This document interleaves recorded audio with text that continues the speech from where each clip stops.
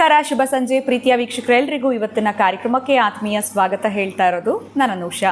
ನಮ್ಮ ಚಾನೆಲ್ನ ಇದೇ ಫಸ್ಟ್ ಟೈಮ್ ನೋಡ್ತಾ ಇದ್ದೀರಾ ಅಂದರೆ ಈಗಲೇ ಸಬ್ಸ್ಕ್ರೈಬ್ ಮಾಡಿ, ವಿಡಿಯೋಸ್ನ ಲೈಕ್ ಮಾಡಿ. ಕಾರ್ಯಕ್ರಮದಲ್ಲಿ ನಮ್ಮ ಜೊತೆ ಇದ್ದಾರೆ ಸ್ಪಿರಿಚುವಲ್ ಗುರು ಡಾಕ್ಟರ್ ವಿಷ್ಣುದತ್ತ ಗುರುಜಿಯವರು. ಗುರುಗಳನ್ನ ಕಾರ್ಯಕ್ರಮಕ್ಕೆ ಸ್ವಾಗತಿಸೋಣ. ನಮಸ್ತೆ ಗುರುಗಳೇ, ಕಾರ್ಯಕ್ರಮಕ್ಕೆ ಭಕ್ತಿಯ ಸ್ವಾಗತ.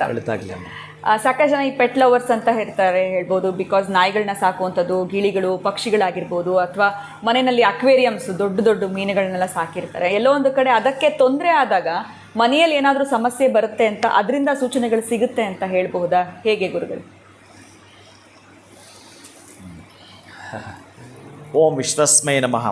ಪ್ರೀತಿಯ ಬಂಧುಗಳೇ, ಅದೇ ಇದೆಲ್ಲ ಸ್ವಲ್ಪ ಟೈಮ್ ತಗೊಳ್ಳುವಂಥದ್ದು, ಹೇಳ್ತಾ ಹೋದರೆ ಸವಿಸ್ತಾರ ಆಗುವಂಥದ್ದು. 2-3 ನಿಮಿಷ ಮುಗಿಸುವಂಥದ್ದಲ್ಲ ಇದು.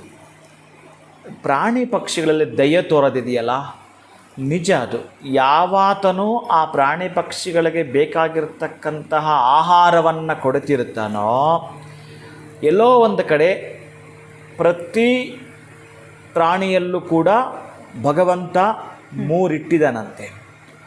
ನಿದ್ರಾ, ಆಹಾರ, ಮೈಥುನಾದಿಗಳನ್ನು ಇಟ್ಟಿದ್ದಾನಂತೆ. ನೀವು ಅದಕ್ಕೆ ಕೈ ಹಿಂಗೆ ಸನ್ನೆ ಮಾಡಿದ್ರು ಒಂದು, ಈಗ ನೀವು ಅಷ್ಟೇ ಹೇಳಿದ್ರೆ ಅಕ್ವೇರಿಯಂ ಫಿಶ್ ಅಂತ ಹೇಳಿದ್ರಲ್ಲ, ಮೀನು ಅಂತ ಹೇಳ್ತಾ ಇದ್ರಲ್ಲ, ಹೀಗಂದರೂ ಕೂಡ ಅದು ಪಕ್ಕಕ್ಕೆ ಸರಿಯುತ್ತೆ. ನೀವು ಗಮನಿಸಿ, ಅದು ಬೇಕಾದರೆ ಮತ್ಸ್ಯ ಪುರಾಣದಲ್ಲಿ ಬಹಳಷ್ಟು ಹೇಳ್ತಾನೆ. ಮನೆಯ ವಾಸ್ತು ಏನಾದರೂ ಸ್ವಲ್ಪ ನಮಗೆ ಏರುಪೇರು ಆಗ್ತಾಯಿದೆ, ಅದನ್ನು ಹೊಡೆದು ಬಡಿದು ಏನು ಮಾಡಿದ್ರೂ ಆಗ್ತಾಯಿಲ್ಲ ಅಂತಂದರೆ ಒಂದಷ್ಟು ವಾಸ್ತು ಮೀನುಗಳು ಅಂತಲೂ ಕೂಡ ಅದನ್ನು ಕರೀತಾರೆ. ನೀವು ಅಷ್ಟು ಮೀನುಗಳೇ ತಂದು ಸಾಕಿದರೂ ಕೂಡ ಅಬ್ಸರ್ವ್ ಮಾಡ್ತಕ್ಕಂತಹದ್ದು, ನೆಗೆಟಿವನ್ನು ಕೇಂದ್ರೀಕರಿಸಿ ತೆಗೆಯುವಂಥ ಶಕ್ತಿ ಆ ಮೀನುಗಳಿಗಿರ್ತವೆ. ಶ್ವಾನಗಳು, ನೀವು ಚೆನ್ನಾಗಿ ಮಲಗಿ ನಿದ್ರೆ ಮಾಡ್ತಿರ್ತೀರಿ, ಯಾರಾದರೂ ಬಂದರೆ ಆಚೆ ಅದು ಏನು ಸೌಂಡ್ ಮಾಡುತ್ತೆ, ಗೊತ್ತಿರೋರು ಬಂದರೆ ಹೇಗೆ ಆ ಸೌಂಡಲ್ಲೇ ಗೊತ್ತಾಗುತ್ತೆ ನಮಗೆ. ಆವಾಗಲೂ ಅದು ಬೊಗಳುತ್ತೆ, ಆ ಸೌಂಡ್ ಬೇರೆ ಬೇರೆ. ಕಳ್ಳರು ಬಂದಾಗ ಬೊಗಳುತ್ತೆ, ಆ ಸೌಂಡ್ ಬೇರೆ. ನೋಡಿ, ಅಲ್ಲೇ ವ್ಯತ್ಯಾಸ ಗೊತ್ತಾಗುತ್ತೆ ನಮಗೆ. ಹಾಗೆ ನಾವೇನಾದರೂ ಕರುಣೆಯಿಂದ ಪ್ರೀತಿಯಿಂದ ಸಾಕಿರ್ತಕ್ಕಂಥ ಪ್ರಾಣಿ ಪಕ್ಷಿಗಳೇ ನಮ್ಮನ್ನು ಅಷ್ಟು ಹಚ್ಕೊಂಡಿರ್ತವೆ. ಈ ಮನೆಗೆ ನಾವು ನಿಯತ್ತಾಗಿರಬೇಕು ಅನ್ನೋದನ್ನು ಒಂದು ಇಂಡಿಕೇಷನನ್ನು ಕೊಡ್ತಾವೆ ಅವು. ಅದೇ ಕೆಲವೊಂದು ಬಾರಿ ಈ ನಾಯಿ ಅಡ್ಡ ಬಂದು ಒಂದು ವಾಹನ ಹತ್ತಿಸ್ಬಿಟ್ಟಿರ್ತಾರೆ, ಅವನಿಗದು ದೋಷವೇ. ಇದಕ್ಕಿಂತಲೂ ಒಂದು ಮರ್ಮ ಇಲ್ಲಿ ಅಡಗಿದೆ. ಯಾವತ್ತೋ ಯಾವುದೋ ಜನ್ಮದಲ್ಲಿ ಆ ಒಂದು ಪ್ರಾಣಿಯನ್ನು ಇವನು ಉಳಿಸಿದ್ದಾನೆ. ಇವೊಂದು ಪ್ರಾಣ ಹೋಗೋ ಸಮಯ ಇರುತ್ತೆ, ಇವೊಂದು ಪ್ರಾಣವೇ ಆಕ್ಸಿಡೆಂಟಲ್ಲಿ ಹೋಗಿಬಿಡುತ್ತೆ. ಅವನನ್ನು ನನ್ನ ಪ್ರಾಣ ಆದರೂ ಕೊಟ್ಟು ನನ್ನ ಕಾಪಾಡ್ಕೊಳ್ತೀನಿ, ಈ ಪದ ನೀವು ಕೇಳಿರ್ತೀರಾ? ನನ್ನ ಪ್ರಾಣ ಕೊಟ್ಟನ್ನ ಕಾಪಾಡ್ಕೊಳ್ತೀನಿ ಅಂತಾರೆ ಜನ. ಇದಕ್ಕೆ ನಾಯಿ ಅನ್ವಯ ಆಗುತ್ತೆ. ಅಲ್ಲಿ ಬಂದು ಅವನ ಕಾರಿಗೆ ಅಡ್ಡವಾಗಿ ಮುಂದಾಗ್ತಾ 3-4 ನಿಮಿಷ ಘಟನೆಗಳು ನಡೆದು ಬಿಡುವಂಥದ್ದು, ಅಥವಾ ಅರ್ಧ ತಾಸಲ್ಲಿ ನಡೆಯುವಂಥ ಘಟನೆಯನ್ನು ಇಲ್ಲಿ ಬಂದು ಇದು ಸಿಕ್ಕಾಕ್ಕೊಂಡು ಸಾಯೋ ಮುಖಾಂತರ ಇವನನ್ನು ಪ್ರಾಣ ಉಳಿಸುತ್ತೆ. ಲೆಕ್ಕ ಚುತ್ತ.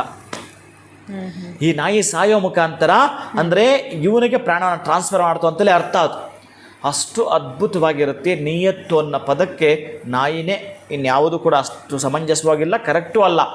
ಇದೇ ಇಷ್ಟಿರಬೇಕಾದ್ರೆ ಯಾವುದೋ ಜನ್ಮದ್ದು ಎಲ್ಲೋ ಮಾಡಿರ್ತಕ್ಕಂತಹದ್ದು ನಿನ್ನನ್ನು ಉಳಿಸಲಿಕ್ಕೆ ಅದು ಸತ್ತು ನಿನ್ನನ್ನು ಉಳಿಸಿದೆ ಅನ್ನೋ ಪದವೇ ಕರೆಕ್ಟ್. ಆದರೆ ಇನ್ನು ನಿಮ್ಮ ಮನೆ ಹತ್ರ ನೀವಿಟ್ಟಿರ್ತಕ್ಕಂಥ ಪ್ರಾಣಿ ಪಕ್ಷಿ ಮತ್ತೊಂದು ಇನ್ನೊಂದು ಕೂಡ ಅಷ್ಟೇ ಇಂಡಿಕೇಶನ್.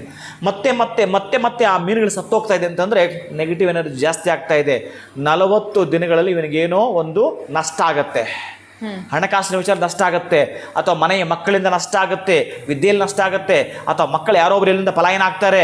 ಸೊ ಇಂಡಿಕೇಶನ್ ಕೊಡ್ತಾ ಇದೆ. ಪದೇ ಪದೇ ಡೈಲಿ 2 ಮೀನು 3 ಮೀನು ಸಾಯ್ತಾ ಇದೆ. ಇದು ಕೂಡ ಅದರ ಅರ್ಥವೇ ಇರುತ್ತೆ. ಕಂಟಿನ್ಯೂ 1 ವರ್ಷ ಒಂದು ಸತ್ತಿಲ್ಲ, 2ನೇ ವರ್ಷ ಬರ್ತಿದ್ದಂಗೆ ಸತ್ತೋಗ್ಬಿಡುತ್ತೆ. ಕೆಲವ್ರ ಮನೆ 5 ವರ್ಷ ಆದರೂ ಏನಾಗಿಲ್ಲ. ಇನ್ನು ಕೆಲವ್ರ ಮನೆಯಲ್ಲಿ 6 ತಿಂಗಳಿಗೆ 1-2 ಸಾಯ್ತಾ ಬರುತ್ತೆ, ಅಥವಾ ನಾಯಿ ಸತ್ತು ಬಿಡುತ್ತೆ.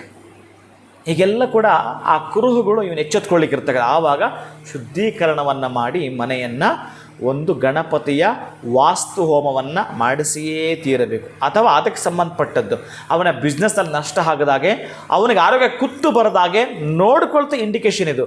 ಅದಕ್ಕೆ ಇವೆಲ್ಲವೂ ಏನಿದಾವೋ ಈ ತರಹದ ನಮ್ಗೆ ಗೊತ್ತುಪಡಿಸ್ತಕ್ಕಂಥದ್ದು ಮೌನವಾಗಿರ್ತಕ್ಕಂತಹದ್ದು ನಿಮಗೆ ಆ ಮೆಟಲ್ ಅದನ್ನು ಮಾಡುತ್ತೆ. ಅಬ್ಸರ್ವೇಷನ್ ಮಾಡಿ ನೆಗೆಟಿವನ್ನು ಕಿಲ್ಲಿಂಗ್ ಮಾಡ್ತಾ ಬರುತ್ತೆ. ಆ ಒಂದು ಪಾಸಿಟಿವ್ ಎನರ್ಜಿನ ನಿಮಗೆ ಮತ್ತು ಹೆಚ್ಚಿಸ್ಕೊಡ್ತಾ ಇರುತ್ತೆ. ಅಂತಹದ್ದೇ ಈ ಅಕ್ಷಯ ವೃಕ್ಷ. ಯಾರ್ಯಾರ ಮನೆಯಲ್ಲಿ ನಾಯಿ ಸಾಕಿರ್ತಾರೋ ಇಲ್ವೋ, ಯಾರು ಸಾಕಿರ್ತಾರೋ ಅವ್ರದ್ದು ಕರೆಕ್ಟ್ ಚೆನ್ನಾಗಿರುತ್ತೆ. ಮತ್ತು ಅದ್ರ ಮೇಲೆ ಅಷ್ಟೇ ಪ್ರೀತಿ ಇಟ್ಕೊಂಡಿರ್ತಾರೆ ಅವರು. ಅದು ಕರೆಕ್ಟ್ ಇರುತ್ತೆ. ಆಮೇಲೆ ಅದು ಸತ್ತೋದಾಗಂತೂ ಪಾಪ ಅವ್ರ ಕೈಲಿ ಇರೋಕ್ಕಾಗಲ್ಲ. ವಯಸ್ಸಾಗಿ ಸತ್ತರೂ ಕೂಡ ಅವ್ರ ಮನೆಯಲ್ಲಿ ಪಾಪ ಒಂದಷ್ಟು ಜನ ಊಟ ಮಾಡಲ್ಲ ಕೆಲವು ದಿವಸ, ಅಷ್ಟು ಪೈನ್ ಆಗ್ತಾರೆ, ಅಷ್ಟು ಒಂದು ಸದಸ್ಯನಾಗಿರುತ್ತೆ ಮನೆಯಲ್ಲಿ. ಇದು ಅವರಿಗೆ ಇದು ಇಂಡಿಕೇಶನ್, ಇದಕ್ಕೆ ಅವ್ರ ಇಂಡಿಕೇಶನ್, ಇಷ್ಟಂತೂ ಖಂಡಿತ ಇರುತ್ತೆ. ಎಲ್ಲೆಲ್ಲಿ ಈ ಪ್ರೀತಿ ಮಮತೆ ವಾತ್ಸಲ್ಯಗಳು ಇದಾವೋ ಅದಕ್ಕೆ ಮಾತು ಬರದಿರಬಹುದು, ಆದರೆ ನಿಮಗೆ ಬ್ಯಾಡ್ ಆರ್ ಗುಡ್ ಇಂಡಿಕೇಶನ್ ಅಂತ ಖಂಡಿತ ಕೊಡ್ತಾ ಇರುತ್ತೆ. ಖಂಡಿತ ಮೂಕ ಪ್ರಾಣಿಗಳಾಗಿದ್ರೂ ಕೂಡ ನಮಗೊಂದು ಇಂಡಿಕೇಶನ್ ಅನ್ನೋಂಥದ್ದು ಆ ಪ್ರಾಣಿಗಳಿಂದ ಸಿಗುತ್ತೆ. ನಾವು ಅವಾಗಾದರೂ ಹುಷಾರಾಗಬೇಕು ಅನ್ನೋ ಒಂದು ಮಾತನ್ನು ತಿಳಿಸ್ಕೊಟ್ರಿ ಗುರುಗಳೇ. ಬಹಳ ಧನ್ಯವಾದಗಳು ತಮಗೆ. ನಮಸ್ಕಾರ. ಹರೇ ಶ್ರೀನಿವಾಸ. ಪ್ರಾಣಿಗಳನ್ನ ಸಾಕಿಲ್ಲ ಆದರೂ ಕೂಡ ಸಮಸ್ಯೆಗಳಾಗ್ತಾ ಇದೆ. ಅನೇಕ ರೀತಿಯಾಗಿರುವಂಥ ಕಷ್ಟಗಳು. ನಾವು ಆ ದೇವರ ಪೂಜೆ ಮಾಡ್ತೀವಿ, ಆರಾಧನೆ ಮಾಡ್ತೀವಿ, ಹೋಮ ಹವನಗಳಲ್ಲಿ ಪಾಲ್ಗೊಂಡಿದ್ದೀವಿ, ಕ್ಷೇತ್ರಗಳಿಗೆ ಭೇಟಿ ನೀಡಿದ್ದೀವಿ, ಆದರೂ ಕೂಡ ಸಮಸ್ಯೆಗೆ ಪರಿಹಾರ ಸಿಗ್ತಾ ಇಲ್ಲ ಅಂತಂದರೆ ನಿಮ್ಮ ಮನೆಯಲ್ಲಿ ಅಕ್ಷಯ ವೃಕ್ಷ ಇದ್ದರೆ ಖಂಡಿತ ಎಲ್ಲ ಒಂದು ಸಮಸ್ಯೆಗಳಿಂದ ಕೂಡ ನೀವು ಹೊರಗಡೆ ಬರೋದಕ್ಕೆ ಸಹಾಯ ಆಗುತ್ತೆ. ಜೀವನದಲ್ಲಿ ಒಳಿತನ್ನು ಕಾಣ್ತೀರಾ ಅಂತ ಹೇಳ್ತಾ ಇವತ್ತಿನ ಕಾರ್ಯಕ್ರಮವನ್ನು ಮುಗಿಸುವಂಥ ಸಮಯ ಆಗಿದೆ. ನಮಸ್ಕಾರ.